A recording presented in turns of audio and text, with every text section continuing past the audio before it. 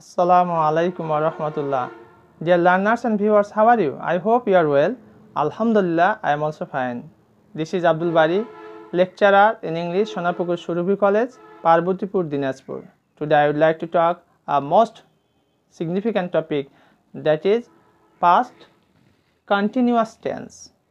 In this tense, what will we learn today? All this information, look at a glance.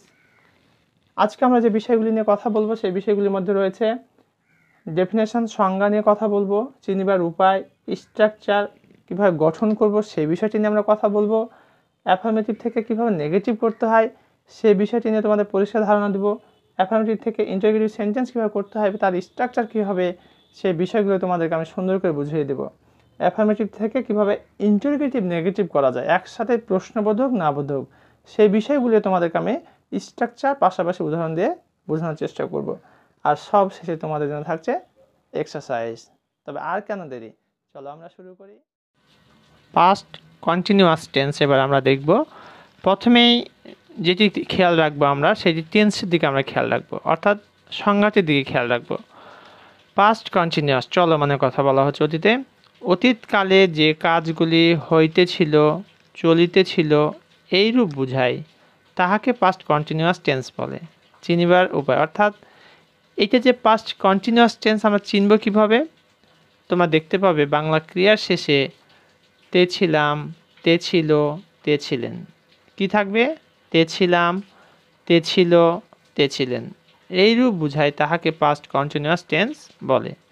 অর্থাৎ বাংলা ক্রিয়া শেষে আমরা এই তিনটা চিহ্ন দেখতে পেলে সেটা হয়ে যাবে পাস্ট কন্টিনিউয়াস টেন্স। এবার স্ট্রাকচার, অর্থাৎ তৈরি করব আমরা এটাকে কিভাবে। সাবজেক্ট, তারপরে ওয়াজ অথবা ওয়্যার দিতে হবে, এরপরে V1 plus ING plus extension. তাহারা ঝগড়া করতেছিল, প্রথমে সাবজেক্ট বসাও দে তাহারা, এরপরে বলা হয়েছে ওয়াজ অথবা ওয়্যার। এবার প্রশ্ন হতে পারে তোমাদের, ওয়াজ কোথায় বসাবো, ওয়্যার কোথায় বসাবো? আমি তোমাদের বিষয়টি পরিষ্কার করে দিই। ফার্স্ট পারসন সিঙ্গুলার নাম্বার আয়ের ক্ষেত্রে হবে ওয়াজ, থার্ড পারসন সিঙ্গুলার নাম্বার ক্ষেত্রে হবে ওয়াজ, বাকি সকল ক্ষেত্রে হবে ওয়্যার।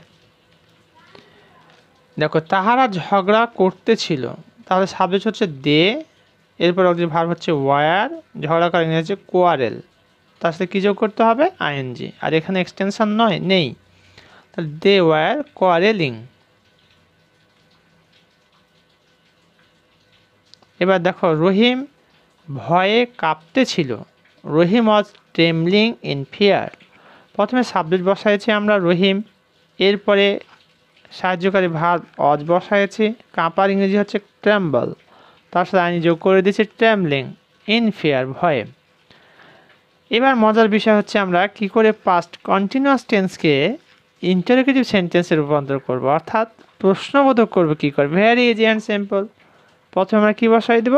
সাহায্যকারী ভার্ব ওয়াজ অথবা ওয়্যার, এরপরে সাবজেক্ট, তারপরে হবে V1 plus ING plus extension, সব শেষে হবে কোশ্চেন মার্ক। শিক্ষার্থীরা এই কোশ্চেন মার্কটি প্রায় ভুলে যায়, অতএব এই জিনিসটি যেন ভুল না হয় সে বিষয়ে আমরা খেয়াল রাখবো। পরীক্ষা কেন্দ্রের পাশাপাশি আমাদের প্রাত্যহিক জীবনে যেমন আমরা ইংলিশ শিখবো সে বিষয়ে অবশ্যই খেয়াল রাখবো। এবার তো চলো দেখি আমরা কিছু উদাহরণের মাধ্যমে। ছেলে মেয়েরা কি কাঁদতেছিল? দেখো, ছেলে মেয়েরা, এটা কি একজন না বেশি? বেশি, তাহলে হবে were, were the children crying. আর ক্রাই মানে হচ্ছে কান্না করা, কাঁদা, তাহলে সাহায্যকারী ভাবটা ওয়্যার সামনে নিয়েছি আমরা, এরপরে সাবজেক্ট বসাইছি দ্য চিলড্রেন ছেলেমেয়েরা, আর কাদার ইংরেজি হচ্ছে ক্রাই, আইনি যোগ করে দিলাম এই স্ট্রাকচার ফলো করে। অর্থাৎ তুমি এই স্ট্রাকচার ফলো করে শত শত বাক্য শুদ্ধভাবে সঠিকভাবে তুমি লিখতে পারবে, কোনো ভুল হবে না। এবার দেখো তার পরের বাক্যটি, সে কি ঘুড়ি উড়াইতেছিল? ওয়াজ হি, সে হচ্ছে থার্ড পারসন সিঙ্গুলার নাম্বার, এর কারণে ওয়াজ হয়েছে, তারপর সাবজেক্ট সে হি হয়েছে, উড়ানোর ইংরেজি হচ্ছে ফ্লাই, ফ্লাইং, আর ঘুড়ির ইংরেজি হচ্ছে কাইট। ওয়াজ হি ফ্লাইং কাইট, সে কি ঘুড়ি উড়াইতেছিল? এবার আমরা পাস্ট কন্টিনিউয়াস টেন্সের অ্যাফার্মেটিভ সেন্টেন্সকে কিভাবে নেগেটিভ সেন্টেন্সে পরিণত করা যায় সেটা আমরা দেখব এখন। স্ট্রাকচারটা একটু খেয়াল করে আমরা প্রথমে আমরা সাবজেক্ট বসাবো, এরপরে ওয়াজ অথবা ওয়্যার বসাবো, এরপরে নট, তারপর V1 plus ING plus extension. উদাহরণ দিয়ে বিষয়টি আমরা পরিষ্কার করি। সে টিভি দেখতে ছিল না, হি ওয়াজ নট ওয়াচিং টেলিভিশন। এখন সে না বলে তুমি বলতে পারো আমার মা টেলিভিশন দেখতে ছিল না, তাহলে my mother was not watching television. তুমি বলতে পারো আমি টেলিভিশন দেখতেছিলাম না, I was not watching television. তাহারা মাছ ধরতে ছিল না, they were not catching fish. এইভাবে করে তোমরা শত শত হাজার হাজার বাক্য অনায়াসেই তোমরা এটা করতে পারো। এবার আমরা দেখব পাস্ট কন্টিনিউয়াস টেন্সকে কিভাবে ইন্টারোগেটিভ নেগেটিভ একসাথে প্রশ্নবোধক এবং নাবোধক করা যায়। খুবই গুরুত্বপূর্ণ একটি বিষয়। আমরা স্ট্রাকচারটি একটু দেখে নিই। প্রথমে ওয়াজ অথবা ওয়ার হবে, এরপরে সাবজেক্ট, তারপরে not plus V1 plus ING plus extension. অর্থাৎ পাস্ট কন্টিনিউয়াস টেন্সকে আমরা ইন্টারোগেটিভ নেগেটিভ সেন্টেন্সে রূপান্তর করলে আমাকে এই স্ট্রাকচারটি ফলো করতে হবে। এবার উদাহরণ দিয়ে সে বিষয়টি আমরা পরিষ্কার করব। সে কি তাকে সাহায্য করিতেছিল না? সে, তাহলে এখানে থার্ড পারসন সিঙ্গুলার নাম্বার, এখানে ওয়াজ হলো, আর একসাথে যেহেতু প্রশ্নবোধক এই কারণে সাহায্যকারী ভাব সামনে যাবে, এবং নাবোধক এই কারণে নট ব্যবহার হবে বাক্যে।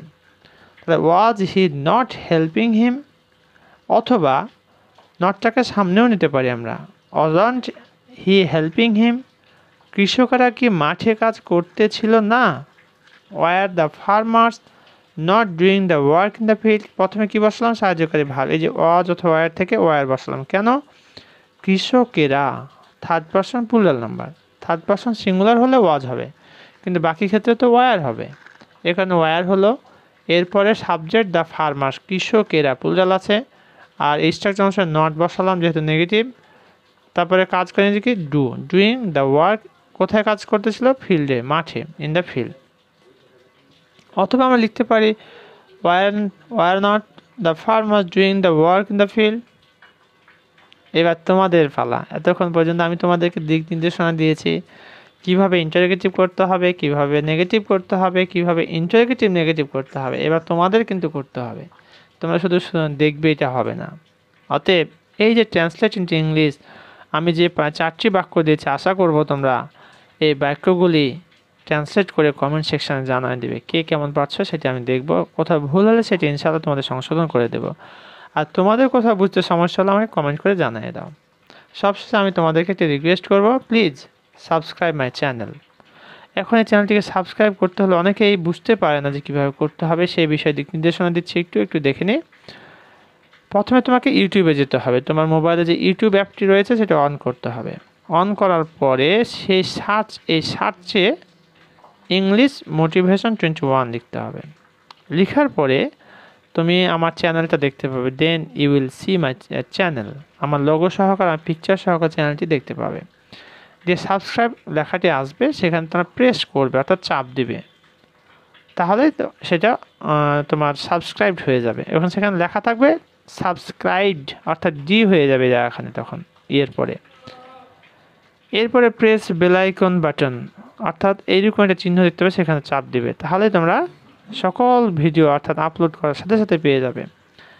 এতক্ষণ পর্যন্ত আমার সাথে থাকার জন্য তোমাদেরকে অসংখ্য ধন্যবাদ, এবং আশা করছি তোমরা আমাকে কমেন্ট এবং লাইক করে উদ্বুদ্ধ করবে, কারণ তোমাদের একটি কমেন্ট এবং একটা লাইক আমাকে অনেক অনুপ্রেরণা যোগায় এবং আমার কাজ করতে আগ্রহ উৎসাহ বেড়ে যায়। আমি তোমাদের পাশেই আছি এবং আশা করছি তোমরা আমার পাশেই থাকবে এবং আমাকে উদ্বুদ্ধ করবে। এবং সবশেষে তোমাদের রিকোয়েস্ট করবো এই ভিডিওগুলো তোমরা শেয়ার করে দেবে বন্ধুদের মাঝে, যাতে করে সবাই এই ভিডিওগুলো দেখার সুযোগ পায় এবং শিখতে পারে। ধন্যবাদ সবাইকে আমার সাথে থাকার জন্য। আসসালামু আলাইকুম ওয়া রাহমাতুল্লাহ।